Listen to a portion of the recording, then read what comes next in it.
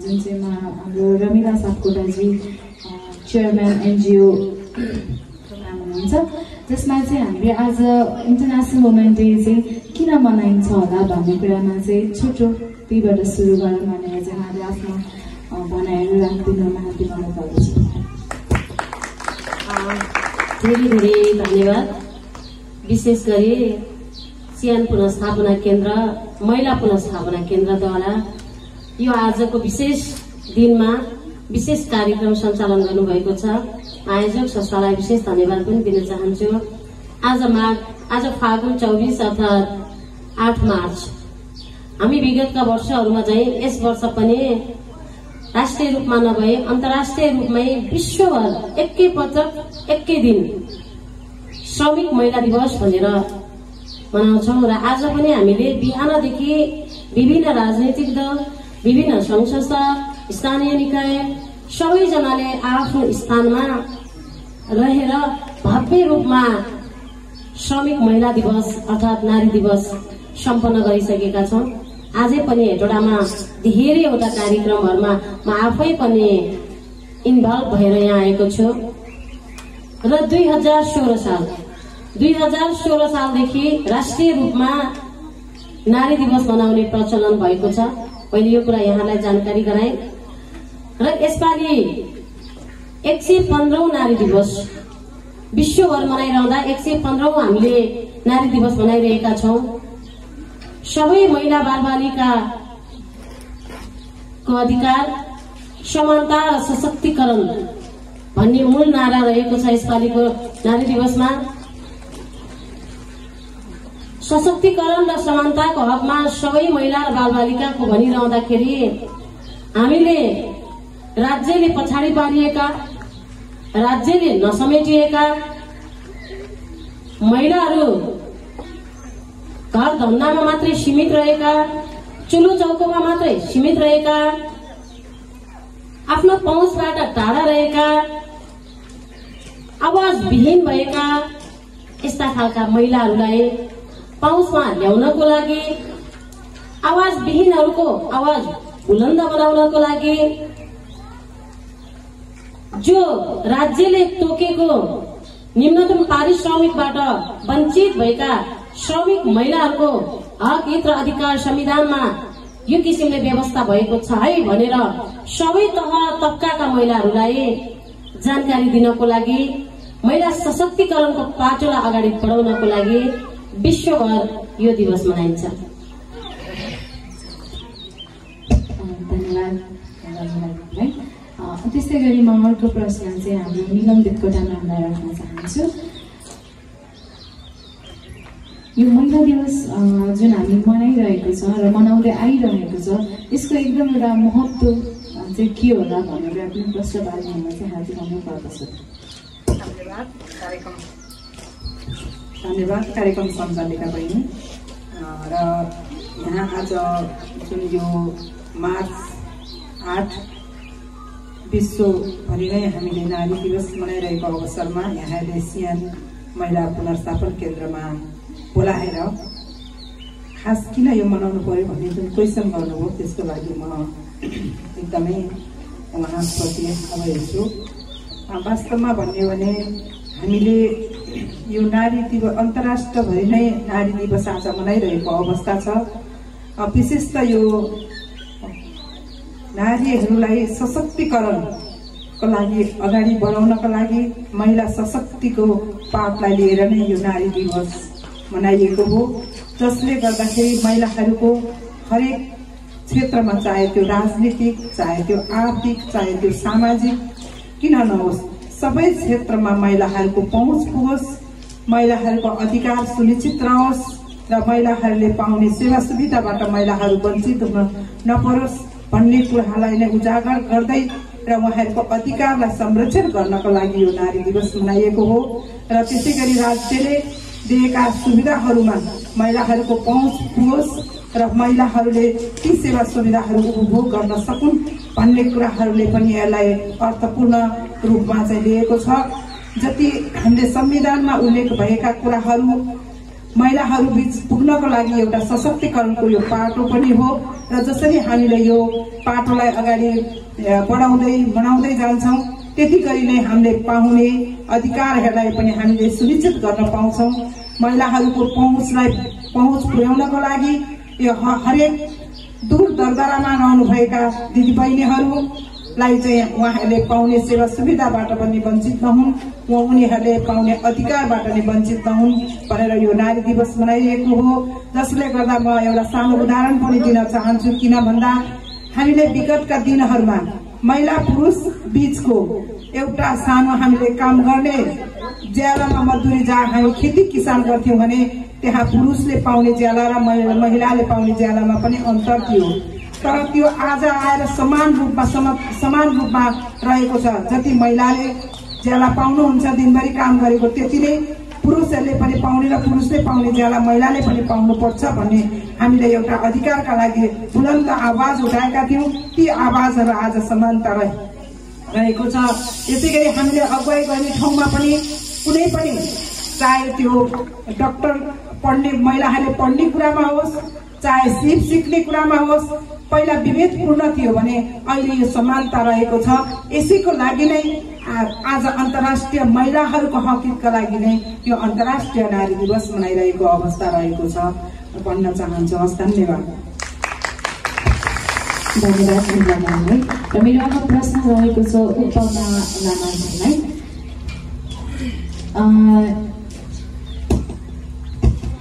यहाँ हामीले चाहिँ हाम्रो यो समुदायमा चाहिँ जस्तै तपाईँले चाहिँ एउटा समुदायमा चाहिँ तेस्रो लिङ्गी समुदायबाट रिप्रेजेन्ट गरिरहनु हुँदाखेरि चाहिँ यहाँ आफूले चाहिँ के भन्नुहुन्छ र यो सोसाइटीले चाहिँ हाम्रो यो कुराहरूलाई एक्सेप्ट गरिरहेको छ त भन्ने कुरामा पनि थोरै प्रश्न पारिदिनुहुन्छ। हार्दिक अनुरोध गर्दछु। सम्पूर्णमा नमस्कार। मेरो नाम चाहिँ उपमा लामा, ब्लू डायमन्ड सोसाइटी फ्यान्सटाडा मकनपुरबाट। विगत लामो समयदेखि म चाहिँ यौनिक तथा लैङ्गिक अल्पसंख्यक समुदायसँग चाहिँ काम गर्दैछु हकको लागि। र मैले चाहिँ आफूले चाहिँ आफ्नो एउटा भनौँ न तेस्रो लिङ्गीको पहिचानको आधारले नै मलाई चिनिन्छ सम्पूर्णले। यो विषयमा चाहिँ विशेष गरी आज त महिला दिवस श्रमिक महिला श्रमिक नारी दिवस को उपलक्ष्यमा सम्पूर्णलाई धन्यवाद। अनि त्यसै गरी हाम्रो यो समुदायमा चाहिँ अहिले पनि भनौँ न यो समाज सोसाइटीदेखिबाटै राज्यले अहिले पनि हामीलाई कुनै कुराहरूमा पनि एक्सेप्ट गरेको छैन। मेन कुरा भनेको त पहिलो शिक्षा, स्वास्थ्य, रोजगार, त्यसै गरी डान्स बास तपास तिनीहरूमा चाहिँ एकदम भनौँ न रोक नै लगाएको छ। किन भन्दाखेरि हामीले अहिले पनि हाम्रो कुनै ठाउँमा जागिरहरू गर्नको जागिरहरू हामीले भनौँ न खोज्न जाँदाखेरि हामीले चाहिँ आफ्नो पहिचान लुकाउनु पर्ने हुन्छ कि हाम्रो पहिचान अनुसारको भनौँ न नागरिकता नभएको कारणले गर्दाखेरि हाम्रो पहिचानको कारणले गर्दाखेरि चाहिँ हामीले कतिपय ठाउँहरूमा काम नपाएको पनि छ कि त्यो एउटा समस्या पनि भयो। त्यसै गरी अनि अर्को कुरा अनि स्कुल कलेजमा पनि हाम्रो जेन्डर भनौँ न हाम्रो पहिचानको कारणले गर्दाखेरि चाहिँ स्कुलहरूमा पनि कति कुराहरू एक्सेप्ट नभएको होइन। अनि साथीभाइदेखिबाट लिएर टिचरहरूले नै एकदम भनौँ न लान्छना विभेद गरेको केसेसहरू पनि छ, कुराहरू पनि छ। त्यसै गरी अनि अर्को छ मेन गरी भनेको त हाम्रो भनौँ न घर फ्यामिलीले नै बुझेको हुँदैन। किन भन्दाखेरि अब भनौँ न अहिले हाम्रो यो समाजमा चाहिँ महिला र पुरुष मात्रै हुन्छ भन्ने चाहिँ एउटा भनौँ न मान्छेको पितृसत्तात्मक सोच छ। तर त्यो चाहिँ भनौँ न एकदम गलतै भन्न चाहन्छु। किन भन्दाखेरि हाम्रो यो बायोलोजिकल सेक्समा भन्नुपर्दाखेरि चाहिँ महिला पुरुष र अन्तरलिङ्गी भन्ने चाहिँ छ चिन्ता होइन। त्यो मध्ये पनि हामीले चाहिँ अब भनौँ न जन्मिँदाखेरि हामी त पुरुषै भएर जन्मिँदा पनि हाम्रो हुर्किँदै बढ्दै जाने क्रममा चाहिँ हाम्रो शारीरिक मानसिक भावनात्मक र प्रणयात्मक रूपमा चाहिँ मेरो भनौँ न मन चाहिँ भनौँ न छोरी मान्छेको भएको कारणले गर्दाखेरि चाहिँ मेरो आज पहिचान यो तेस्रो लिङ्गीको पहिचान भयो नि त। तर त्यो कुरालाई चाहिँ हाम्रो समाज सोसाइटीले अहिले पनि एक्सेप्ट गरेको छैन कि किनभने त छोरै जन्मेको होस् त छोरै भएर बाँच्नु पर्छ। भनौँ न छोराले अब के काम गर्छ हलो जोड्ने होइन त्यो अनुसारको कामहरू गर्ने गर्छ। त्यो अनुसारको चाहिँ काम गर्नुपर्छ भनेर चाहिँ फ्यामिलीले दबाएर चाहिँ राखेको छ अहिले पनि हाम्रो समाजमा होइन। कुनै पनि राष्ट्रिय तथा अन्तर्राष्ट्रिय लेभलहरूमा पनि अहिले कहीँ पनि हाम्रो समुदायले चाहिँ एक्सेप्ट गरेको छैन। किन भन्दाखेरि नागरिकताकै विषयमा हेर्यौँ भने पनि नेपालको संविधानको धारा 12 मा चाहिँ पहिचान अनुसारको नागरिकता पाउनुपर्छ भनेर चाहिँ लेखिएको छ। तर उहाँहरूले चाहिँ लिखितमा लेख्नु भयो तर मौखिकमा उहाँहरूले कामै गरिदिनु भएन। किन भन्दाखेरि हामी पनि त मान्छे हो। हामीले अहिले जसरी महिलाले महिला र पुरुषले पुरुष भनेर चाहिँ स्वतन्त्र रूपले उहाँहरूले चाहिँ आफ्नो पहिचान अनुसारको नागरिकता पाउनु भएको छ भने हामीले चाहिँ आफ्नो पहिचान अनुसारको नागरिकतै पाएको छैन कि। किन भन्दाखेरि हामीले भनौँ न यो देशको नागरिक हो भनेर हामीले चिनाउनलाई चाहिँ हामीले आफ्नो सम्पूर्ण सर्जरीको डकुमेन्टहरू चाहिँ पेश गर्नुपर्ने, त्यसै गरी नागिनु पर्ने अवस्था अहिले पनि छ कि। हामीलाई त्यो समस्या होइन नि त। किन भन्दाखेरि संविधानमा उल्लेख गरेको कुरा त जुन पहिचान अनुसारको नागरिकता दियो भन्दाखेरि त अब दिनु उहाँहरूको भनौँ न कर्तव्य हो, तर उहाँहरूले दिनु नै भएको छैन। त्यो कारणले गर्दाखेरि हरेक कुराहरूमा चाहिँ वञ्चित नै छ अहिले पनि। हस्, धन्यवाद। र अर्को हाम्रो प्रश्न रहेको छ तानिया गोरानजीलाई। जसरी आज चाहिँ तपाईँ यो महिला रिह्याब सेन्टरबाट प्रतिनिधित्व गर्नु भइरहेको छ र यो क्षेत्रमा तपाईँले काम गरिरहनु हुँदाखेरि तपाईँको अनुभव र साँच्चीकै के यो कुराहरूलाई चाहिँ सोसाइटीले एक्सेप्ट गरेको छ भन्ने कुरामा थोरै प्रश्न पारिदिनु हुन पनि हार्दिक अनुरोध गर्दछु। सँगसँगै तपाईँको एक्सपिरियन्स पनि होइन, जसरी पहिला हामीले मेलको रिह्याब सेन्टर चलाएको थियो, आज हामी फिमेलको रिह्याब सेन्टर चलाउँदैछौँ। त्यो गर्दै गर्दाखेरि चाहिँ कतिको चुनौतीहरू आइरहेको छ र त्यसलाई तपाईँले कसरी ट्याकल गरिरहनु भएको छ भन्ने कुराहरू पनि थोरै प्रश्न पारिदिनु हुन हार्दिक अनुरोध गर्दछु। अब भन्नै पर्दाखेरि नेपाल अधिराज्यमा धेरै जसो रिह्याब सेन्टरहरू चाहिँ एक्स ड्रग युजरले नै चलाउने गरिन्छ होइन।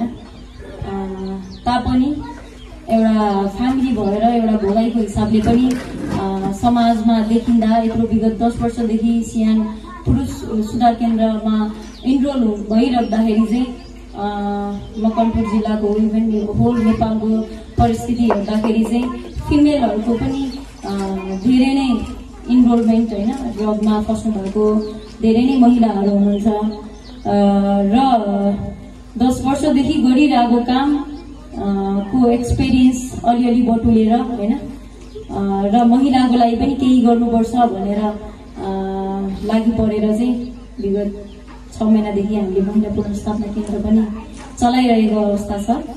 र चुनौतीहरू भन्नु पर्दाखेरि केही चुनौतीहरू छन्, जस्तो सामाजिक, आर्थिक, हेल्थ सेक्टरको भयो होइन, तथा कानुन तथा नीतिगत कुराहरूको चुनौतीहरू चाहिँ हामीले भोगिरहेको अवस्था छ होइन।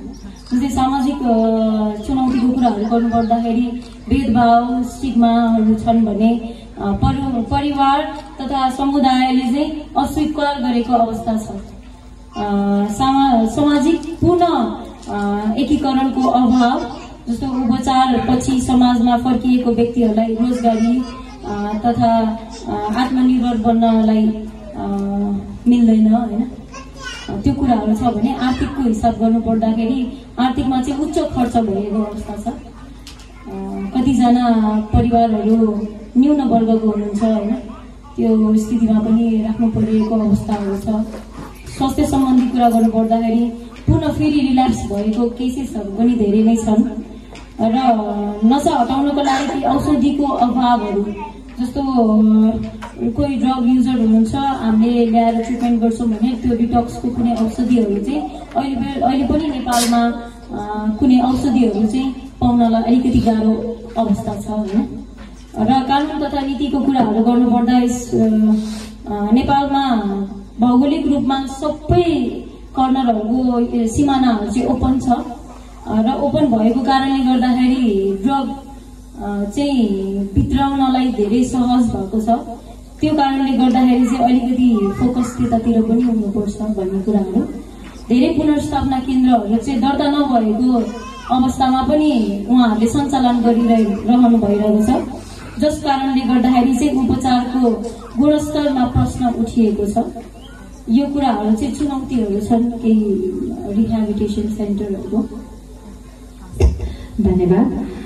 र त्यस्तै गरी अबको मेरो प्रश्न रहेको छ मन्जु मैनालीज्यूलाई, जो उहाँ मिडिया कर्मी पनि हुनुहुन्छ र आज महिला दिवसकै अवसर पारेर चाहिँ हामीले यहाँ गेस्टहरूबाट धेरै खालको समस्याहरू सुन्यौँ। सबैको आफ्नै समस्याहरू छ। अब तपाईँको नजरमा चाहिँ साँच्चीकै महिलालाई चाहिँ कस्तो खालको समस्याहरू तपाईँको नजरमा चाहिँ के चाहिँ समस्याहरू छ होइन? अहिलेसम्म तपाईँले काम गर्नुभएको एक्सपिरियन्सबाट त्यसलाई कसरी चाहिँ तपाईँले चाहिँ आफ्नो एउटा जुन तपाईँले जुन फिल्डमा हुनुहुन्छ त्यो फिल्डबाट हेर्दाखेरि चाहिँ महिलाको समस्या के रहेछ त, र त्यसलाई चाहिँ तपाईँले त्यो समस्याहरूलाई चाहिँ समाधान गर्नको लागि चाहिँ कसरी ट्याकल गर्नुहुन्छ भन्ने कुराहरू पनि थोरै प्रश्न पारिदिनुमा चाहिँ म तपाईँलाई गर्दछु। धन्यवाद। मैले चाहिँ रिपोर्टिङ गर्दै गर्दा पछिल्लो समय चाहिँ योभन्दा अघिल्लो सालकै कुरा गरौँ, धेरै टाढा नि जानु परेन, नगरपालिकामा नारी दिवस भव्य रूपमा मनाइरहेको अवस्था थियो। यही हाम्रो राप्ती खोलामा 60 वर्षका आमा हुनुहुन्थ्यो। उहाँ आमाले बाहुला चालिरहनु भएको थियो। उहाँ आमालाई गएर सोधेँ मैले, के छ नारी दिवस हो नि त आज, हजुरलाई थाहा छैन भने, के हो यो, हामी त दुःख नगरी खान पाउँदैनौँ, के हो नारी दिवसले हामीलाई खाना दिँदैन र यो त मैले आजसम्म थाहा छैन मलाई त, उहाँले भन्नुभयो। अनि थोरै सहरमा बजारमा बस्नेहरूलाई नारी दिवस भनिएको छ, भव्य रूपमा मनाइएको छ, र्याली गरिएको छ, तर साँच्चीकै अलिकति पिछडिएका वर्गहरूमा चाहिँ नारी दिवस पुग्न सकेको छैन। र नारी दिवस भनेर एक दिन मात्र मनाएर हुने कुरा पनि होइन जस्तो लाग्छ मलाई चाहिँ, किनकि नारी कतिपय आउनुहुन्छ, रमाइलो गर्नुहुन्छ, नारी दिवस भनेर मनाउनुहुन्छ, तर बेलुका गएर घरमा हिंसा सहनु परेको कुराहरू पनि छ। र पछिल्लो समय चाहिँ नारी दिवस भनेको चाहिँ एउटा होटेलमा मनाइन्छ, जुन कुरा चाहिँ हाम्रो अलिकति सहरबाट अलिकति गाउँमा पुग्यौँ भने त्यो अवस्था छैन। एकदमै पिछडिएका अनि जुन त्यो एउटा सुख भोग गरिरहेका छन् नारी दिवस भनेर, त्यो हामी थोरै बजारबाट धेरै जानु पर्दैन, थोरै बजारबाट भित्र मात्र गएको छ, हामीले त्यो नारी दिवस चाहिँ बजारमा मात्र रहेछ भन्ने लाग्छ हामीलाई। अनि अर्को कुरा भनेको नारी दिवस भनिन्छ, नारी हकको कुरा गरिन्छ, तर नारीले पाउनुपर्ने अधिकारको कुरा गरिन्छ, तर अधिकार पाउनुपर्छ। कतिले अधिकार पाएका पनि छैनन् होला, तर कतिले चाहिँ अधिकार पाएर पनि दुरुपयोग गरेको बुझिन्छ, देखिन्छ। त्यो हुँदै गर्दा चाहिँ एउटा हामीले पाएको अधिकारको चाहिँ सदुपयोग गर्नुपर्छ भन्छु मैले चाहिँ। र दूर दराजमा बसेका ती पिछडिएका वर्गहरूको तिनीहरूको चाहिँ हामीले सङ्घ संस्थाबाट बजारमा मात्र कार्यक्रम नगरेर दूर दराजमा गएर चाहिँ हामीले गाउँमा छिरेर चाहिँ हामीले एउटा जनचेतना फैलाउनु पर्छ भन्ने लाग्छ मलाई चाहिँ। हस्, थ्याङ्क यू। र मेरो अब प्रश्न रहेको छ हाम्रो रमिला सापकोटाज्यूलाई। हामीले धेरै सुनिरह्यौँ र सुनिरहेको पनि छौँ, सँगसँगै हामीले देखिरहेको पनि छ। तपाईँले चाहिँ तपाईँको नजरमा आज देशभरमा अब हाम्रो समुदायमा चाहिँ एकदमै धेरै समस्या छ, महिलाहरूलाई, नारीहरूलाई, सबैजनालाई धेरै समस्या छ र एउटा एकदम ठुलो चुनौती पनि बनेको छ। र यो चुनौतीहरूलाई चाहिँ अहिलेसम्म हजुरको एक्सपिरियन्समा चाहिँ यस्ता खालका चुनौतीहरू, कस्तो खालको चुनौतीहरू आइपरेको थियो र त्यो चुनौतीहरूलाई चाहिँ तपाईँले चाहिँ कसरी समाधान गर्दै लिएर जानु भइरहेको छ भन्ने कुरा पनि प्रश्न पारिदिनु चाहिँ आन्ती अनुरोध गर्दछु। फेरि पनि धेरै धेरै धन्यवाद। प्रश्न असाध्यै समय सान्दर्भिक उठान गर्नुभएको छ। महिलालाई नेतृत्व तहमा पुग्नको लागि असाध्यै चुनौती छ। चुनौतीका बावजुद पनि आज मुलुकको इतिहास हेर्ने हो भने धेरै टाढा जानै पर्दैन। हामी विगत 10 वर्षलाई मात्रै सम्झौँ हामी। विगत 10 वर्ष अगाडिको इतिहास पल्टाउने हो भने आज मुलुकमा धेरै परिवर्तन भएका छन्। भनिन्छ थिंकिङ अलवेज पोजिटिभ। हामी सधैँ सकारात्मक सोच्नुपर्छ। यसकारण पनि मलाई जहाँसम्म लाग्छ मैले अलिकति यहाँ अन्य साथीहरूको भन्दा फरक मत राख्छु। किनभने हामीले नारी दिवस मनाइरहेका छौँ, प्रत्येक वर्ष मनाउँछौँ। हामीलाई एक खालको आरोप पनि लाग्ने गरेको छ। गैर सरकारी संस्थाहरू ठूला ठूला महलहरूमा, ठूला ठूला होटलहरूमा कार्यक्रमहरू गर्नुहुन्छ, नारी दिवस मनाउनुहुन्छ, आफै रमाउनुहुन्छ। यहाँहरूलाई के थाहा कस्तो ठाउँमा चाहिँ नारीहरूले दिन व्यतीत गरिरहनु भएको छ भन्ने कुरा, यस्ता खालका आरोपहरू पनि लाग्ने गर्छ। अब मैले फेरि एकचोटि 10 वर्ष भन्दा अगाडिको यो मुलुकको परिस्थिति र 10 वर्ष पछाडिको परिवर्तन आएको परिस्थिति यहाँको बीचमा राख्नै पर्छ। समाज परिवर्तन भएको छ, अहिले सोच परिवर्तन भएको छ। हो, कम्तीमा हामी वर्षमा एकचोटि नारी दिवस त मनाउँछौँ नि। कुनै दिवस छ पुरुषहरूले मनाउने? के पुरुषहरू पीडित हुँदैनन्? के पुरुषहरू पीडित भएका छैनन्? यो गम्भीर प्रश्न हो। र हामीले सशक्तिकरणको कुरा गरिरहँदाखेरि नीति निर्माण तहमा अहिले महिलाहरू हेर्नुहोस् त, के परिवर्तन भएको छैन? छ। हो, महिलालाई पछाडि पारिएको छ। महिला धेरै संघर्ष गर्नुपर्छ महिलाले, तर अहिले धेरै अवसर पनि छ। यो सबै तपाईँ हामीले मनाउने दिवसीय कार्यक्रम, तपाईँ हामी जस्तो निरन्तर यो सामाजिक अभियानमा चाहिँ निरन्तर लाग्ने महिलाहरूको कठोर परिश्रम, राज्यलाई दबाव, नीति निर्माण तहमा बसेकाहरूलाई दबाव सृजना हामीले गर्यौं र त संविधानमा विभिन्न समयमा चाहिँ संविधान संशोधन गरेर अहिले महिलाहरूको पक्षमा कानून बलियो बनेको छ। र चुनौती म आफै पनि यो ठाउँमा आउनको लागि मैले धेरै संघर्ष गर्नु पर्यो, धेरै संघर्ष पनि गरेँ। तर मलाई परिवारबाट त्यस्तो कुनै निरङ्कुश शासन थिएन, समाजबाट तिरस्कृत भएको थिएन।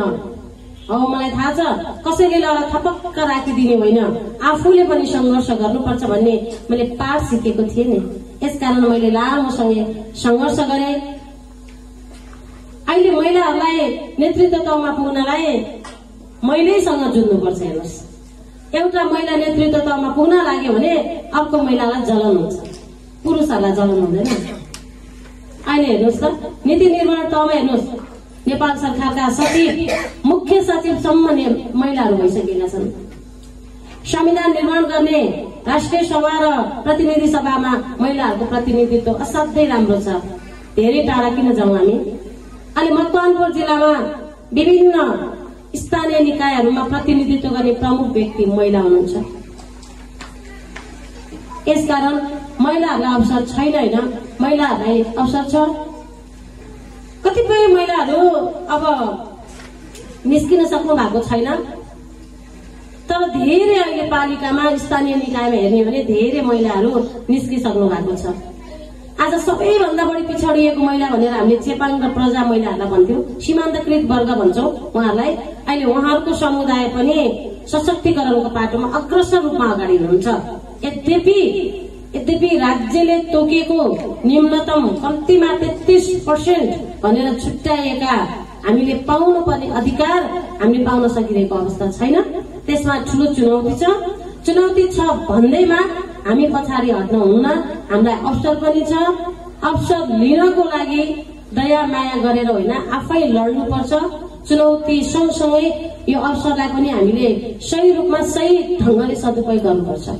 र अघि मन्जु बहिनीले जोड्दै हुनुभएको थियो, अधिकार सँगसँगै महिलाहरूले कर्तव्य पनि बिर्सेका छन्। हो, म महिला अधिकार कर्मी हो, महिलाका सवालमा वकालत गर्छु, धेरैसँग लडाई लड्छु। म आफै पनि धेरै संघर्ष गरेर हिजो विगतलाई सम्झने हो भने म आफैले पनि धेरै संघर्ष गरेको छु। म कसैको घरमा पढ्नको लागि बसेर कसैको घरमा काम गरेर मैले काम गर्दा गर्दै फेरि त्यो घरबाट निकालिदिएर म फेरि आफ्नै घर फर्केर म फेरि गणित बुनेर मैले एससी पास गरेको। लामो संघर्ष छ मेरो आफ्नै पनि, तर म कहिल्यै पनि विचलित भइन। विवाह पश्चात पनि मैले पढाइलाई कन्टिन्यू गरेँ। तपाईहरुको अगाडि मैले भन्नै पर्छ, जीवनमा सबैले संघर्ष गर्छन्। संघर्ष गर्दै गर्दा आज तपाईहरुको बीचमा छु। मेरा कथा र मेरा व्यथा यदि यहाँले सुन्नुहुन्छ भने सायद यहाँहरू भावुक हुनुहुनेछ। म कतै पनि विचलित भइन। कुनै दिन म जागिर खान्थे एउटा अफिसमा। त्यो अफिसमा जागिर खाइरहँदाखेरि मेरो बाबु सानो थियो, सँगसँगै बाबु लिएर जान्थे। मलाई अफिसको बोसले, हाकिमले कि तिमी जागिर छोड, कि तिमी पढाइ छोड, कि तिमी घर छोड, कि तिम्रो बाबु छोड, अर्थात् कि बाबु छोड कि जागिर छोड। यो शब्द मेरो कानमा गुन्जिरहेको थियो। मैले धेरै संघर्ष गरेँ। सोचेको थिएँ कुनै दिन म तिम्रै ठाउँमा आएर देखाइदिन्छु। जसरी तिमी बोस भएको छौ, एउटा संस्थाको अध्यक्ष भएर मलाई यति भनिरहेको छौ, म कुनै दिन यही संस्थाको यही जिल्लाको अध्यक्ष भएर देखाउँछु भने म कुनै दिन त्यही संस्थाको सदस्य थिएँ, कुनै दिन म त्यही संस्थाको कर्मचारी थिएँ र आज म तपाईहरुको अगाडि जुन मान्छेले मलाई आज वचन लगाएको थियो म उसैको पदमा सिंह जिल्लाको अध्यक्ष भएर बसेको छु। यो त सानो मैले यहाँको अगाडि मेरा संघर्षका कथाहरू सुरुवात मात्रै गरेको हो। किताब लेख्यो भने साँच्चै एउटा किताब बन्छ। त्यसकारण मेनुका बहिनी, महिलालाई ठूलो चुनौती छ, तर चुनौतीको सामना गर्दै अगाडि बढ्ने हो भने यो देशको राष्ट्रपति, यो देशको प्रधानमन्त्री, यो जिल्लाको सबैभन्दा ठूलो निकाय, यो प्रदेशको मुख्यमन्त्री पनि महिला भइसक्नु भएको छ। यसकारण पनि म सकारात्मक ढंगले लिन्छु। संघर्ष गर्नुपर्छ, चुनौती छ, बाटो बिराउनु भएन, अधिकारलाई सदुपयोग गर्नु पर्यो, कर्तव्य बिर्सनु भएन। धन्यवाद। धन्यवाद। र अब मेरो प्रश्न रहेको छ तानिया राज्यलाई।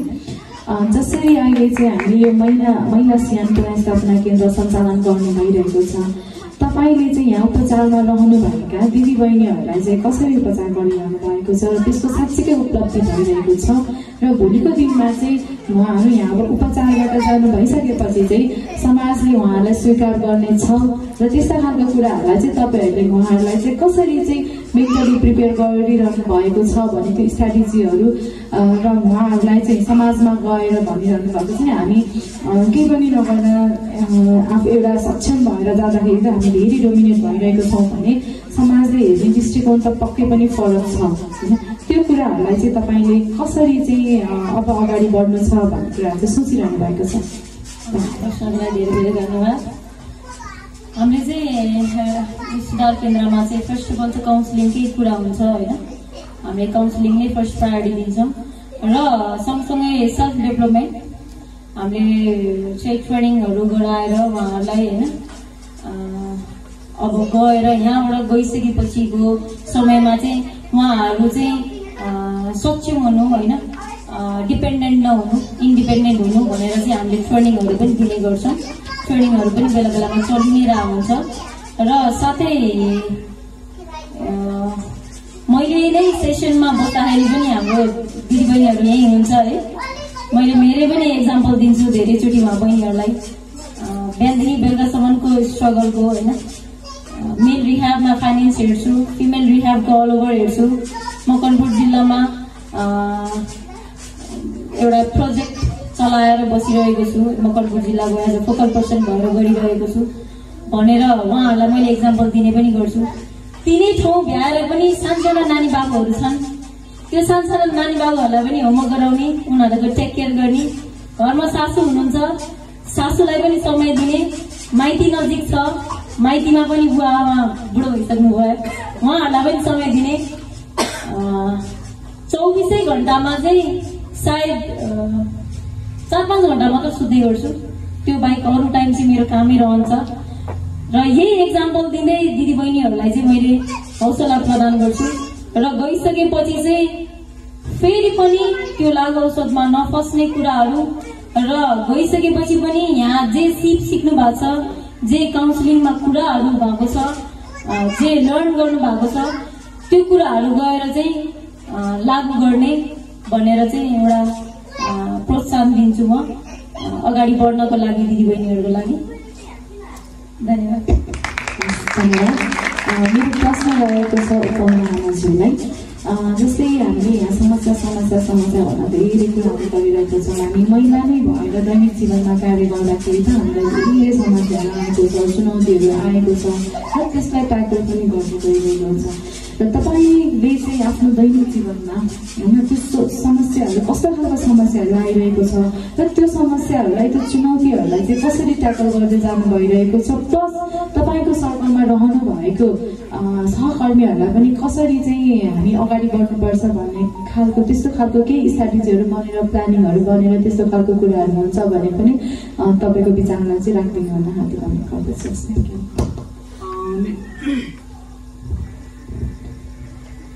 मेरो विचारमा चाहिँ हाम्रो समुदायलाई चाहिँ चुनौती एकदमै धेरै छ। किन भन्दाखेरि मैले अघि नै पनि भने, हाम्रो विशेष गरी त हाम्रो फ्यामिली र भनौँ न घर के अरे समाज नै हो। अनि त्यसको साथसाथै हाम्रो साथीहरू चाहिँ कतिपय घरमा खुल्नु भएको हुँदैन एक त है, अनि घरदेखिबाट एकदम टाढाबाट चाहिँ बस्नुभएको छ। हालसालै हेरेर नै कुरा गर्छु म। अनि घर एकदम टाढा, कोही पूर्व कोही पश्चिमदेखिबाट बस्नुभएको छ। अब उहाँहरू चाहिँ घरमा आफ्नो पहिचान चाहिँ उहाँहरूले घरमा पुऱ्याउनु भएको छैन। अनि आफ्नो साथीभाइलाई चाहिँ उहाँहरूको पहिचान थाहा छ। हाम्रो समुदायको साथीलाई चाहिँ हामीसँग खुल्नु भएको छ। उहाँहरू कतिपय साथीहरू खुल्नु भएको छ, कतिपय साथीहरू चाहिँ खुल्नु भएको छैन। घरमा पनि ओपनली हुनुभएको छैन, बस हामीसँग चाहिँ ओपनली हुनुभएको छ। यदि हामीसँग चाहिँ खुल्नु भएको छैन भने अफिसमा ओपन हुनुहुन्छ। अनि त्यो भएको कारणले गर्दाखेरि समुदायको साथीहरू बाहिर बस्नुहुन्छ। बाहिर बसिसक्नु भइसकेपछि उहाँहरूले चाहिँ अब भनिहालेँ मैले, अब पहिचानको कारणले गर्दाखेरि हामीले अहिलेसम्म काम पनि पाएको छैन होइन। भएको काम पनि आफ्नो भनौँ त्यही आफ्नै पहिचानको कारणले गर्दाखेरि चाहिँ कतिपय ठाउँहरूमा चाहिँ गुमाउनु पर्ने अवस्था पनि छ। र अर्को कुरा भन्दाखेरि चाहिँ एक त अब रोजीरोटी खानै पर्यो होइन। हाम्रो समुदायको साथीहरू त्यही त हो नि, काम गर्ने इच्छा, जोस जाँगर हुन्छ, एजुकेसन पनि छ हामीसँग होइन, नभएको होइन। कतिपय साथीहरूसँग मास्टर डिग्री लेभल गरेको होइन, सर्टिफिकेट हातमा छ, तर र पनि पहिचानकै कारणले गर्दाखेरि चाहिँ आज पनि कुनै ठाउँमा काम पनि पाएको छैन। र त्यसको साथसाथै अनि हाम्रो साथीहरू चाहिँ घर भाडामा बस्नुहुन्छ नि। घर भाडामा बसिसकेपछि घरबेटीले चाहिँ अरू मान्छेलाई चाहिँ अलिक धेरै थोरै भनौँ न पैसा लिनुहुन्छ, घरको घर भाडा चाहिँ थोरै लिनुहुन्छ भने हाम्रो समुदायको साथीहरू चाहिँ एकदम धेरै लिइदिनुहुन्छ कि। अनि घर के अरे भनौँ न अब टाइममै अब पुगेन भने चाहिँ अब निकालिदिने होइन। अब त्यो भनौँ न खानेपानीहरू पनि एकदम अशुद्ध दिने, अनि त्यो अनुसारको अब भनौँ न समस्याहरू पनि छ।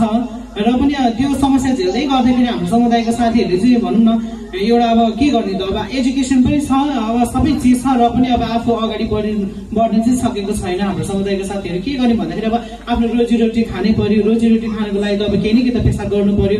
त्यो भन्दै गर्दाखेरि चाहिँ हाम्रो समुदायको साथीहरूले चाहिँ यौन पेसा चाहिँ अँगाल्नु भयो कि होइन। यो यौन पेसा अँगाल्नु भयो र यौन पेसा अँगाए अहिले उहाँहरूले आफ्नो जीविकोपार्जन गरेर त्यो अनुसारले खाइरहनु भएको छ। त्यो भित्र पनि एकदम समस्या नै छ। किन भन्दाखेरि हाम्रो समुदायको साथीहरू चाहिँ कति धेरै के अरे यौन पेसामा चाहिँ इन्भल्भ हुनुहुन्छ। कति चाहिँ अब भनौँ रहरले, अनि कोही त घर परिवारको बाध्यताले, कसैले घर परिवारमा पनि त्यही होइन आफूले गुजारा गरेर नै त्यही पेसा गरेर नै यौन पेसाले नै घरमा चाहिँ आफ्नो घर फ्यामिली पाल्नु परिरहेको हुन्छ। तर घर फ्यामिलीलाई थाहा हुँदैन कि त्यो। त्यसका साथसाथै त्यो व्यवसायमा लाग्नुहुने साथीहरूले चाहिँ कतिपय भनौँ न HIV एड्सको भनौँ न समस्या, त्यो रोगहरू पनि समस्याहरू पनि देखिएको छ होइन।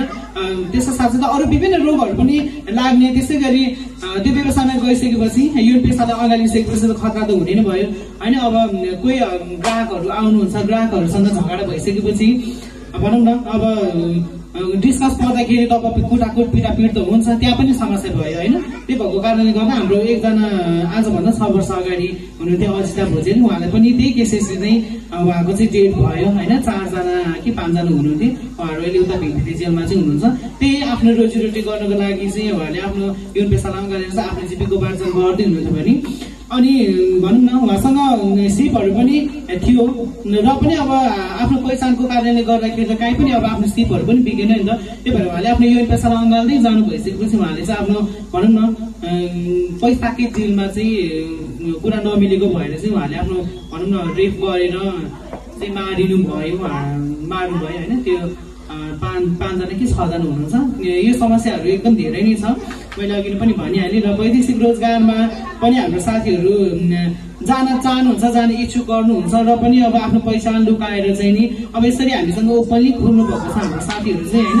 अनि वैदेशिक रोजगारमा जानको लागि चाहिँ कपालहरू काट्नुपर्ने, एकदम पोइजकै गेटअपमा जानुपर्ने समस्याहरू पनि छ कि त्यो समस्याहरू पनि भएको कारणले गर्दाखेरि अहिलेसम्म केही कुरामा पनि अगाडि बढेको छैन। अनि कतिपय हाम्रो समुदायका साथीहरूले रेस्टुरेन्टतिर कामहरू दिए भने पनि त फलाना त यस्तो रहेछ, त यो रहेछ नि त्यो रहेछ नि भनेर त्यही भनौँ न त्यही लान्छना विविध हुने, त्यो लान्छना विविधको कारणले गर्दाखेरि नै कामहरू नपाउने अवस्था पनि छ कि। यानि कि मैले नै आजभन्दा 2 वर्ष अगाडि हुन त मसँग एजुकेसन लेभल पनि छ होइन, सबै कुरामा मैले सिक्दैछु, सिकिरहेको पनि छु।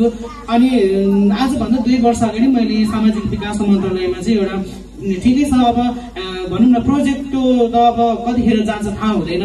अब सरकारी कामहरू अब होइन अलिक समयसम्म लङ टाइमसम्म हुन्छ र पनि हामीलाई पनि त मन हुन्छ नि त होइन, के अरे सरकारी काम गर्ने, सरकारी जागिर खाने। मैले त्यहाँ अप्लाई गरेको थिएँ सामाजिक विकास मन्त्रालयमा, एउटा सानो पोस्टमा भयो नि अप्लाई गरेको थिएँ। त्यहाँनिर 500 कि 600 जनाले अप्लाई गर्नुभएको थियो। त्यो मध्येमा नि सबै नाम सेलेक्सन भएर इन्टरभ्यूमा पनि पास भइसकेको मान्छे अनि सबै फिक्स भइसकेको थियो। लास्टमा मेरो पहिचानको कारणले गर्दाखेरि, मेरो नागरिकताको कारणले गर्दाखेरि चाहिँ मैले त्यहाँ कामै पाएन कि। अनि नागरिकतामा त भनौँ न मेरो चेन्ज गरेको छैन होइन, नागरिकता चेन्ज गरेको छैन। त्यो कारणले गर्दाखेरि नागरिकता अर्कै र मान्छे अब अहिले हेर्दा चाहिँ होइन पुरै अब महिलाकै भेषमा छु। त्यो कारणले गर्दाखेरि उहाँहरूले काम दिनु भएन कि, त्योमा पनि समस्या भयो नि त, हामीलाई दुःख लाग्छ नि त। अनि त्यो समस्याहरू त्यो छ। र म चाहिँ मेरो साथीहरूले चाहिँ के भन्न चाहन्छु भने अहिले पनि होइन केही बिग्रेको छैन, समय छ।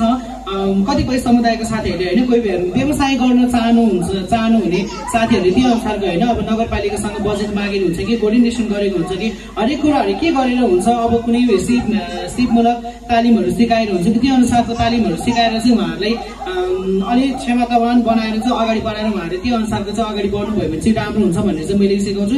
सधैँ यौन पेसा भन्ने कुरा त अब नेपालमा त लिगल छैन नि त, इलिगल नै हो होइन। अनि त्यो भएको कारणले गर्दाखेरि सकेसम्म यो पेसा भन्दा चाहिँ बरु आफूले केही जीविकोपार्जन गरेर होइन भनौँ न आफूसँग केही दक्षता क्षमता छ भने चाहिँ त्यो अनुसारको काम गरेर चाहिँ खानुपर्छ भनेर चाहिँ म मेरो साथीहरूलाई चाहिँ हौसला दिन्छु। तर प्राय अब पहिलाको भन्दा अहिले चाहिँ एकदम कम नै भइसकेको छ, त्यो अहिले एकदम नियन्त्रण पनि भइसकेको छ। जुन हाम्रो समुदायको साथीहरू यो पेसामा अँगाल्नु भएको थियो त्यो एकदम नियन्त्रण नै भइरहेको छ अहिले चाहिँ। धन्यवाद। मेरो प्रश्न रहेको छ अब हाम्रो 3जना गेस्टलाई, मिलन म्याम, अनि त्यसपछि रमिला सापकोटा, अनि हाम्रो मन्जु म्याम, त्यसपछि तानिया म्याम। जस्तै समाजमा चाहिँ अहिले यो राखिरहनु भएको प्रश्न यो पनि एउटा ठुलै मुद्दा हो होइन। र तपाईँ हामी सबैजना चाहिँ एउटा पोलिटिकल हिसाबले गर्दाखेरि पनि र समाजमा चाहिँ साँच्चीकै केही विकृति छ भने र समस्या छ भने चाहिँ त्यसलाई पन्छ्याउँदै हामी चाहिँ एउटा राम्रो समाज, सुन्दर समाज बनाउँछौँ भनेर तपाईँ हाम्रो उद्देश्य भनेको त्यही जस्तो लाग्छ मलाई।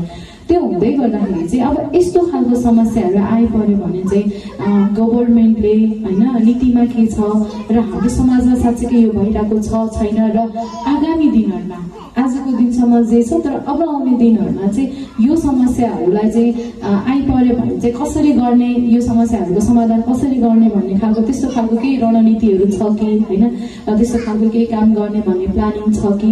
र आजको समस्या सुनिसकेपछि अभियसली हामीलाई बोध भयो नि त समाजमा हामीले यो खालको एउटा काम पनि गर्नुपर्छ भन्ने खालको एउटा बोध भइसकेपछि चाहिँ अब तपाईँहरूले चाहिँ यो खालको समस्यालाई चाहिँ कसरी चाहिँ समाधान गर्नुपर्छ र यो समस्या चाहिँ हाम्रो यो समुदायको मात्रै नभइकन राष्ट्रकै समस्या हो नि त। त्यो भएको कारणले गर्दा तपाईँहरूले चाहिँ कसरी चाहिँ यो समस्यालाई चाहिँ माथिसम्म पुर्याउनुहुन्छ र यसलाई चाहिँ समाधान गर्नुहुन्छ भन्ने कुरा पनि प्रश्न पारिदिनु हुन हार्दिक अनुरोध गर्दछु।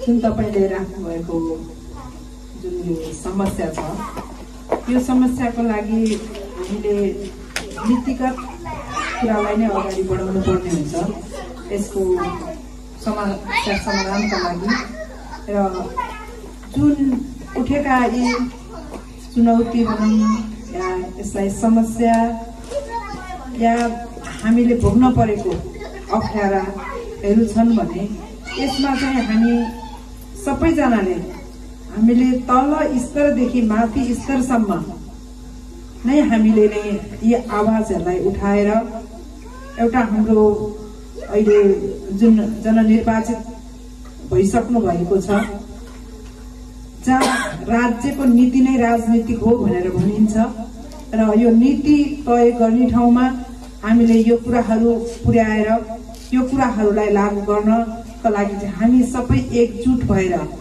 एउटै आवाज उठाएर यसलाई अगाडि बढाउनु पर्छ किन हाम्रो आवाजहरूलाई सम्बन्धित ठाउँमा र सम्बन्धित निकायमा पुर्याउनको लागि नै हामी विभिन्न सङ्घ संस्था विभिन्न पार्टीहरू विभिन्न क्लबहरू हरेक ठाउँको समस्याहरूलाई एक ठाउँमा एकजुट गराएर यी कुराहरूलाई हामीले लिएर चाहिँ जुन हाम्रा संविधानमा नीतिमा यी कुराहरूलाई जबसम्म हामी पुर्याउन सक्दैनौँ तबसम्म यसको कुनै पनि समाधान हुन सक्दैन।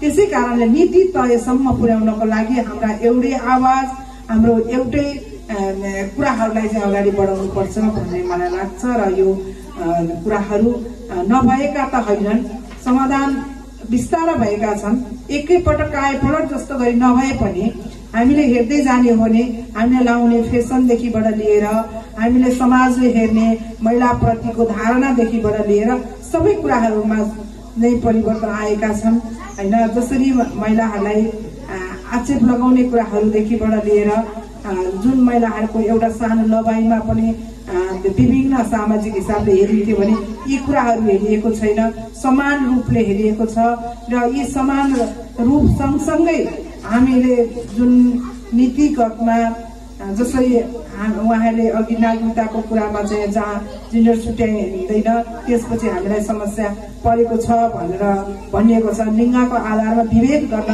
पाइँदैन भनेर उल्लेख त छ, तर यो किन भयो भन्ने कुरा तपाईँ हामी सबैको आवाज अगाडि बढाउनुपर्छ र यो कुराहरूलाई चाहिँ आवाजबाट नीतिमा लगिसकेपछि समस्याको समाधान हुन सक्छ भन्ने कुराहरू म राख्न चाहन्छु।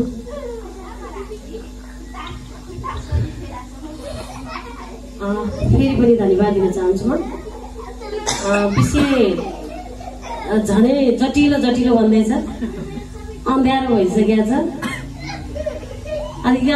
अधिकारका कुरा गर्दै गर्दा कर्तव्यलाई सम्झिरहेको छु, घरमा गएर के पकाउने होला भन्ने पनि सोचिरहेको छु।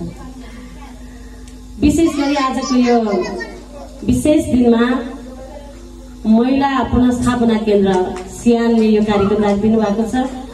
मलाई यो विषयवस्तु सुनिरहँदाखेरि यो कार्यक्रम हेटौडाको ठुलो हलमा ठुला व्यक्तिहरूलाई विशेष गरी नीति निर्माण तहमा रातो कलम चलाउने त्यस्ता खालका व्यक्तित्वहरूलाई राखेर प्रतिबद्धता जाहेर गर्न लाउनु पर्ने थियो। यद्यपि सुरुवात गर्नुभएको छ, हार्दिक धन्यवाद दिन चाहन्छु। सुरुवात यस्तैबाट हुने हो, टोल छिमेक समाज ओडा हुँदै जिल्लासम्म पुर्याउने हो। यसकारण पनि यो कार्यक्रम असाध्यै अर्थपूर्ण मलाई लागेको छ। म अलिकति उपमाजीको कुरालाई जोड्छु। के जोड्छु त भन्दाखेरि हो मुलुकमा महिला र पुरुष मात्रै छैनन् र हुँदैनन् पनि, र यो कुरा सबैभन्दा पहिला हामीले आफ्नो घर परिवारलाई, आफ्नो आमालाई, बुवालाई, दाजु भाइ दिदी बहिनी यहाँबाट सुरुवात गर्नुपर्छ कि महिला र पुरुष मात्रै हुँदैन है। तपाईँ हामीबाट जन्मिने बच्चाहरू तेस्रो लिङ्गी पनि हुन्छन्। अहिले त तेस्रो लिङ्गी मात्रै होइन, अन्तर्लिङ्गी पनि हुन्छन्, इन्टरसेक्स भन्छौँ हामी। भने पछाडि सबै ती आमाबाट जन्मिएका हुन्, कसैले गल्ती गरेको होइन। यसकारण राज्यको तिनै तहको सरकारको नेतृत्व गर्ने व्यक्तिहरूले यो कुरा राम्रोसँग बुझ्नुपर्छ। परिवारलाई बुझाउने जिम्मा हामी लिउँला, समाज परिवर्तन र समाजको सोच परिवर्तन गर्ने जिम्मा हामी लिउँला। तर हामी यस सडकबाट हामीले उठाएका आवाजहरूलाई कार्यान्वयनको पाटोमा स्थानीय, प्रदेश र संघीय सरकारले कार्यान्वयनको पाटोमा लाने कि नलाने, यो कुरा गम्भीर छ। राजनैतिक दलका साथीहरू अहिले यहाँबाट नसुने पनि अहिले हाम्रो सिएमका भाइहरूले यो हाल्नुहुन्छ, उहाँहरूले सुन्नुहुन्छ, केही फरक पर्दैन। राजनीतिक दलका साथीहरू चुनाव आउँदा ठूला ठूला कुरा गर्ने, घोषणा पत्र जाहेर गर्ने, ठूला ठूला कुराहरू गरेर जनतालाई अल्मलाउने, थकाउने, आश्वासन बाँड्ने। तपाईहरूको घोषणा पत्रमा कहाँनिर चाहिँ उल्लेख भएको छ? यौनिक तथा लैङ्गिक अल्पसंख्यक साथीहरूको कहाँनिर उल्लेख भएको छ? अपाङ्गता भएका साथीहरूको कहाँनिर उल्लेख भएको छ? अनि आज हाम्रो देश उथल पुथल भइसकेको छ, लथालिङ्ग भइसकेको छ। लागु तथा ओसार पसार र प्रयोगकर्ता हेर्नुहोस्, डरलाग्दो परिस्थिति छ। राज्य चलाएको छ। आज सिएम जस्ता गर्व गर्न लायक संस्थाहरूले केही मात्रामा, यो त 0.5 भन्छु कि म, 1% पनि होइन। यहाँ हाम्रो बहिनीहरू हुनुहुन्छ। अहिले राज्यले जवाबदेहिता भएर ल हाम्रो मकवानपुरलाई लागु औषध मुक्त जिल्ला घोषणा गरौं, केही बजेटहरू यो पाटोमा छुट्यौं भनेर स्थानीय निकाय लाग्ने हो भने एउटै पालिकामा 100 भन्दा बेसी महिला साथीहरू हामीले यहाँ ल्याउन सक्छौं। तर ल्याउने कसरी? हाम्रो पनि त आर्थिक संकट छ नि हो। यसकारण राज्यले नीति बनाउनुपर्छ, स्थानीय तहका सबै पालिकाले नीति बनाउनुपर्छ, नीति निर्माण तहमा पुगेका साथीहरूले कार्यान्वयनको पाटोमा झकझक्याउनुपर्छ। अनि बिस्तारै त हामी सोलुसन गर्न सकिहाल्छौँ नि। जानेर नजानेर जिन्दगीमा गल्ती सबैले गर्छ। हुनसक्छ मैले पनि गरेँ होला, बाटो बिराएँ होला, तपाईहरूले पनि त्यही भएर बाटो बिराउनु भएको छ नि। अब म बाटो बिराउँदिनँ। अब म भोलिका दिनमा सही मार्ग निर्देशन लिएर सही बाटोमा लाग्नेछु भनेर आज यहाँ आउनु भएको छ नि। तपाईँको त परिवार थियो र त यहाँ आउनुभयो नि। सक्दै नसक्ने सीमान्तकृत वर्गहरू, आर्थिक संकट परेका वर्गहरू कसरी आउने भन्नुहोस् त? स्थिति गम्भीर छ। यसकारण पनि राज्यले आफूले बनाएका ऐन कानून विधेयकहरूलाई चाहिँ स्ट्रिक्टली पालना गर्ने हो, कार्यान्वयन गर्ने हो भने हामी सभ्य समाज र समृद्धि समाजको जुन कल्पना गरेका छौं त्यो पूरा हुन सक्छ। र अलिकति म राज्यले गर्दै नगरेको पनि भन्दिनँ है, धेरै काम गरेको छ। जस्तै फेरि म उपमा बहिनीको कुरालाई जोड्छु। आज यदि राज्यले नगरेको भए, यदि महिला सशक्तिकरण नभएको भए, यदि समाजको सोच परिवर्तन नभएको भए उपमा बहिनीलाई हामीले यहाँ देख्न पाउने थिएन होला। आज उपमा बहिनी कहाँ हुनुहुन्थ्यो? कुन घरमा लुकेर कहाँ लान्छना र भेदभाव सहेर बस्नु पर्थ्यो होला नि। आज गर्वका साथ म यौनिक तथा त्यस अल्पसंख्यक, यौनिक तथा लैङ्गिक अल्पसंख्यक समुदायको महिला हुँ भनेर गर्वका साथ आउनु भएको छ नि। यो पनि त सशक्तिकरणको पाटो हो नि त। यसकारण धेरै गरेको छ। संविधानको 2078 को संविधानमा उहाँको मागलाई सम्बोधन भएको छ। यद्यपि कार्यान्वयनको पाटो अलिक फितलो भएको छ।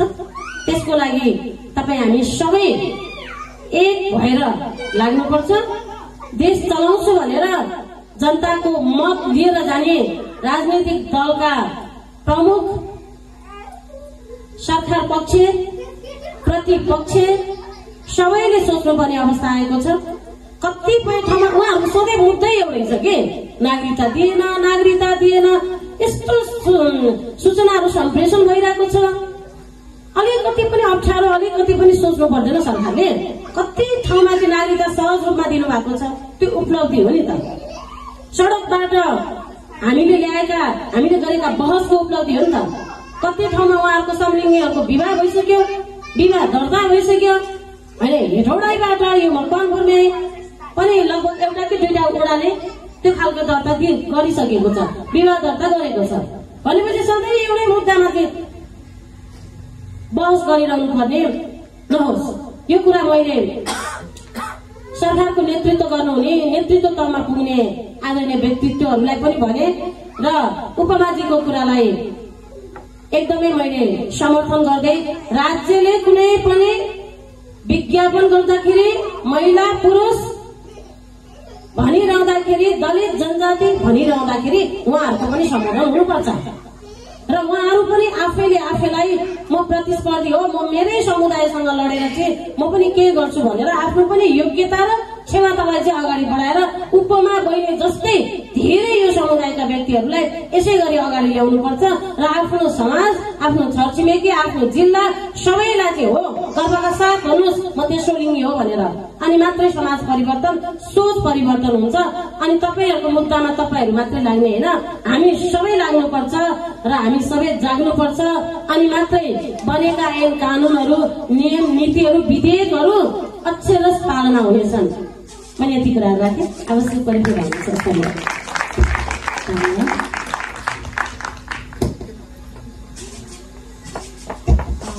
अब हाम्रो अन्तिम प्रश्न आएको छ। जसरी हामीले धेरै कुराहरूमा डिस्कस गर्दै गरिरहेदाखेरि चाहिँ यी सबै कुराहरू हामीले सुनिरहँदाखेरि होइन, अब भावी तपाईँको चाहिँ के छ त, साँच्चीकै यो आवाजलाई चाहिँ कसरी पठाउन सकिन्छ त भन्ने कुरा मेन भूमिका भनेको मिडियाको हो। अहिलेसम्म तपाईँले त्यसको लागि के काम गरिरहनु भएको छ र आगामी दिनमा के गर्नुहुन्छ भन्ने कुरा हामीलाई प्रश्न पारिदिनु पनि हार्दिक अनुरोध गर्दछु। प्रश्नको लागि धन्यवाद। मिडियाले राम्रो कुरा मात्र बाहिर लिएर आउँदैन, नराम्रो कुरालाई पनि बाहिर लिएर आउँछ र त्यो कुराको निचोडमा पुग्नको लागि सम्बन्धित निकायलाई दबाब पनि दिन्छ। हाम्रो कलम चल्नु भनेको चाहिँ त्यो एउटा औदामा बस्नु भएको व्यक्तिलाई चाहिँ स्थानीय सरकार होस् या तिनै तहको सरकारलाई चाहिँ जगाउनु हो र केही समय अघि चाहिँ उहाँहरूले भन्नुभएको जस्तै लैङ्गिक तथा अल्पसंख्यक समुदायको उहाँहरू जो हुनुहुन्छ उहाँहरूको विषयमा चाहिँ मैले रिपोर्टिङ पनि गरेको थिएँ एक समयमा। यो जुन यो यौन व्यवसाय चलिरहेको छ यसलाई चाहिँ रोक्नुपर्छ र रोक्नुपर्छ भन्नेसँगै उहाँहरू कहाँ जाने त, उहाँहरूको जाने कुनै ठाउँ पनि त हुनु पर्यो भन्ने हिसाबमा चाहिँ जनप्रतिनिधिज्यूसँग मैले कुरा गर्न पुगेको थिएँ र उहाँले भन्नुभएको थियो कि मेरो ओडामा भएको ठाउँमा एकजना व्यक्तिलाई चाहिँ म जागिर दिन सक्छु भनेर उहाँले बोल्नु भएको थियो र उहाँले के पनि भन्नुभएको थियो भन्दाखेरि मैले गर्दै गर्दा चाहिँ अरूले पनि अरू ओडा अरू पालिकाले पनि त्यसरी एकजनालाई कम्तीमा एकजनालाई अथवा दुईजनालाई जागिर दिन सक्नुभयो भने चाहिँ उहाँहरूको समस्या अलिकति हल हुन्छ भन्ने कुरा गर्नुभएको थियो र यो कुरामा चाहिँ हाम्रो समाज चाहिँ अलिकति खुम्चेको छ।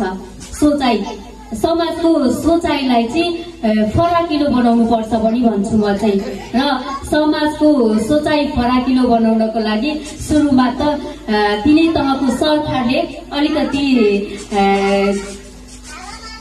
यो पक्षको लागि चाहिँ हामीले यसरी गर्छौँ भनेर एउटा स्थान दिनुपर्छ भन्छु म चाहिँ र विगतका दिनहरूमा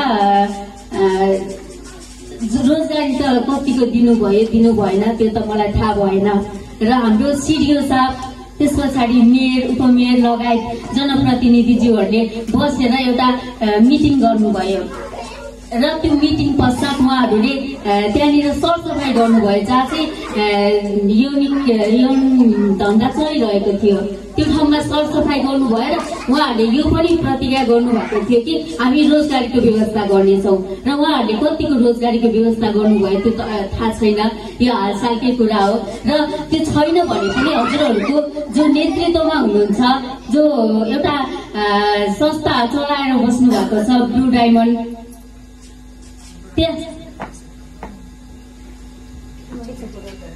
ल त्यसमार्फत चाहिँ तपाईँहरूले एउटा आवाज उठाउनु भयो भने चाहिँ तपाईँहरूको माग पुरा हुन्छ र छिटै नहोला, आजै नहोला, भोलि नहोला, तर हाम्रो कलम चल्दै गर्दा र यहाँहरूको आवाज बुलन्द हुँदै गर्दा चाहिँ त्यो काम हुन्छ भन्छु म। हस्, धन्यवाद। हामी पुरा अन्त्यमा छौँ र हाम्रो अब एउटा अन्तिम प्रश्न रहेको छ। अन्तिम प्रश्न चाहिँ म हाम्रो रमिला सापकोटाजीलाई भन्न चाहन्छु।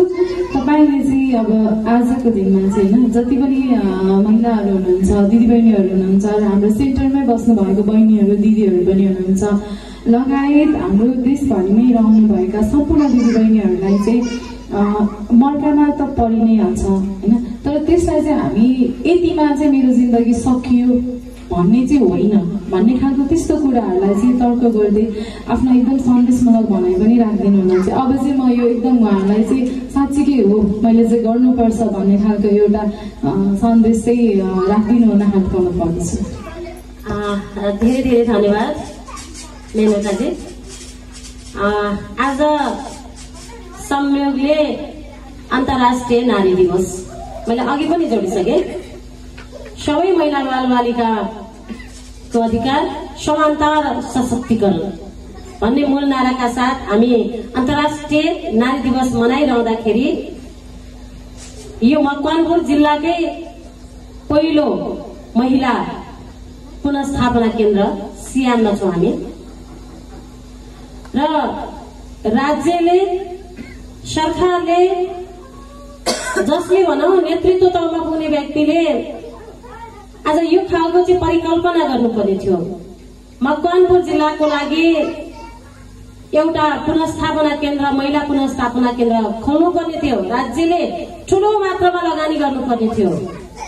आज हरेक वर्ष हरेक निकायहरूमा धेरै बजेटहरू फ्रिज भइरहेका छन्। उहाँहरूको सोच भनेको बाटो बनाउने, पुल बनाउने, मन्दिर बनाउने हो, बनाउनुपर्छ। विकास निर्माणको कार्यलाई प्राथमिकता दिनुपर्छ।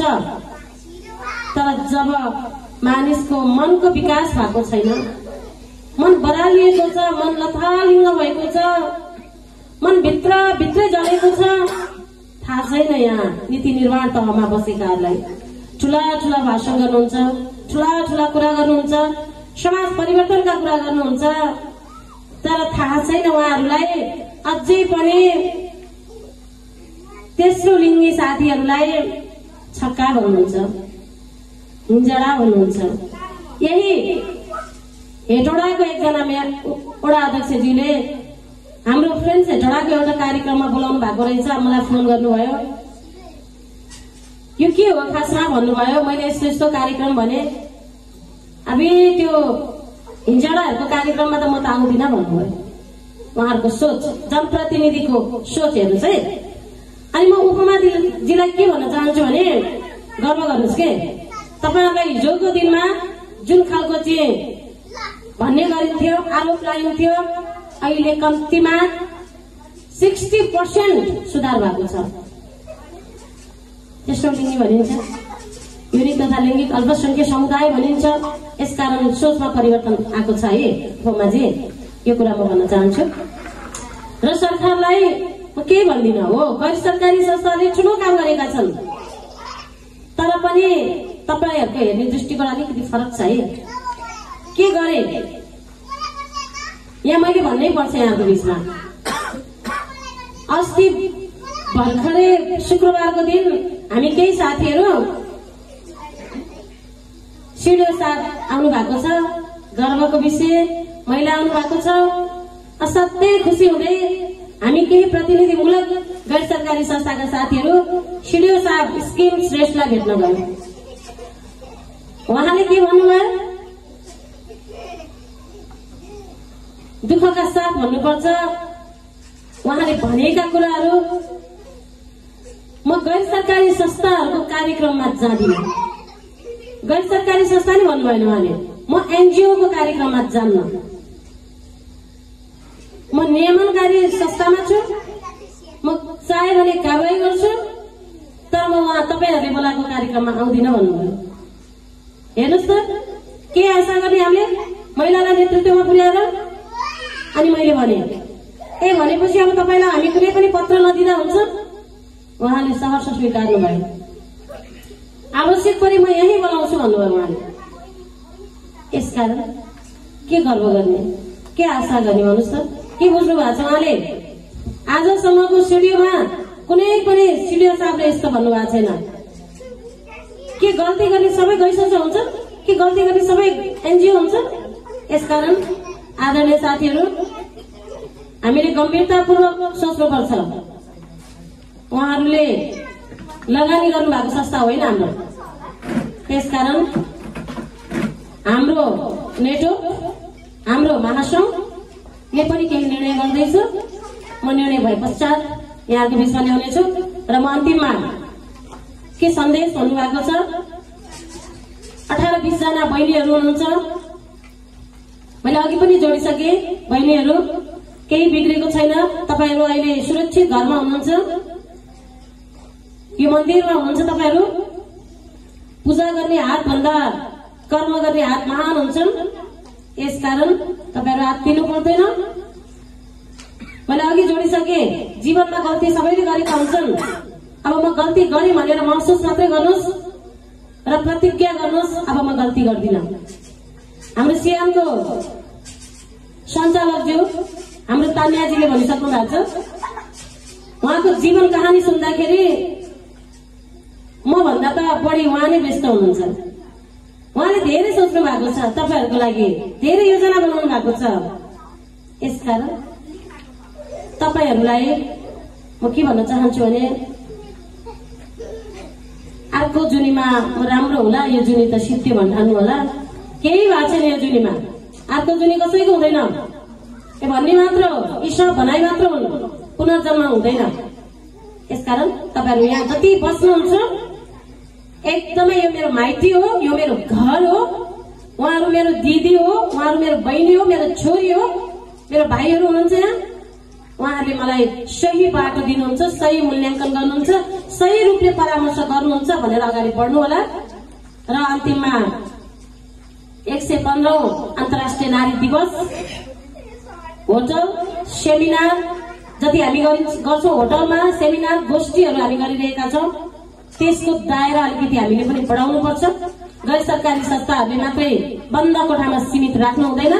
सरकारी निकायले यो विषयमा बजेट विनियोजन गर्नुपर्छ। विगतको नारी दिवस मनाउँदा 114औं नारी दिवस मनाउँदाखेरि कस्तो थियो, 115औंमा आउँदाखेरि मकवानपुर जिल्लाको परिणाम के आइरहेको छ, यो विषयमा हामीले मूल्याङ्कन गर्नुपर्छ। सम्पूर्ण मकवानपुरवासी लगायत यहाँ उपस्थित हुनुभएको विशेष गरी यस सेल्टरमा रहनुभएका सबै बहिनीहरूलाई हार्दिक शुभकामना व्यक्त गर्न चाहन्छु। धन्यवाद। जति सुने पनि एकदम सुनिए जस्तो लाग्ने दिदीको बोली छ। यो सँगसँगै आजको हाम्रो यो प्यानल डिस्कसन चाहिँ नेक्स्ट अरू बेलामा पनि हामी कन्टिन्यू गर्नेछौँ। यो कुरालाई हामी यहीँ नै चाहिँ टुङ्गाउने छैनौँ। त्यो सँगसँगै आजको गेस्ट जति पनि हुनुहुन्छ उहाँलाई म धेरै धेरै धन्यवाद दिन चाहन्छु। अमूल्य समय दिएर यहाँ आउनु भएको छ। यति भन्दै म आजको यस कार्यक्रम चाहिँ प्यानल डिस्कसन चाहिँ हामी यहीँ क्लोज गर्छौँ। त्यो सँगसँगै म यो माइक पनि अब कार्यक्रम सञ्चालन